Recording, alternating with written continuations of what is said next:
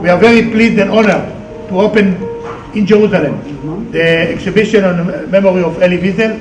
That was one of our supporters of Limmud FSU, which is an educational program dealing with youngsters which were born in Russia and now they are in Israel or in Russia or elsewhere. And this exhibition was made by Dr.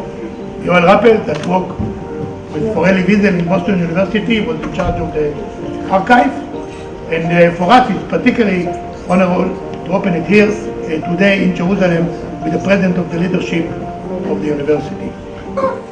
My first real impression of Elie Wiesel was not the stories I heard from my father, but it was in 1985 when he stood in front of Ronald Reagan, President of the United States, and told him not to go to Bitburg, to the cemetery. This was in his quiet, elegant, but very forceful way. It was an act of courage and an act of overwhelming humanity. But he was lecturing the President of the United States. It was pretty remarkable. But that was Elie to me. That was sort of the first impression I had of him, and I hadn't yet had the pleasure of meeting him. And it just spoke volumes to me about a man of convictions and ethics and morals, that he could stand in front of the President of the United States and tell him that it was, I think his word, it is not your place, Mr. President.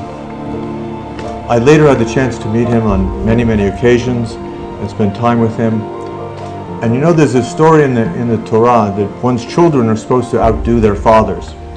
And I'll tell you a little beautiful story. And Yossi will remember it well because he was at the bar mitzvah now 17 years ago of my oldest son, Jeremy. And it was my oldest son, and it was a big deal for me to have my first son be bar mitzvah, and I spent hours and hours working on a speech. And I gave a speech, and in the bus from the ceremony to the dinner, Elie looked at me and he said, "Matthew, your speech was wonderful, and your son's was much better." So, you all know who Elie was. You know what he stood for.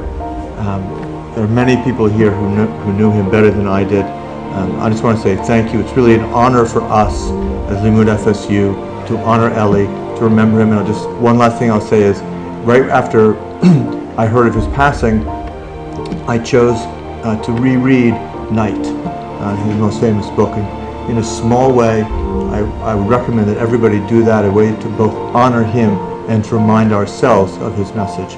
Thank you for coming.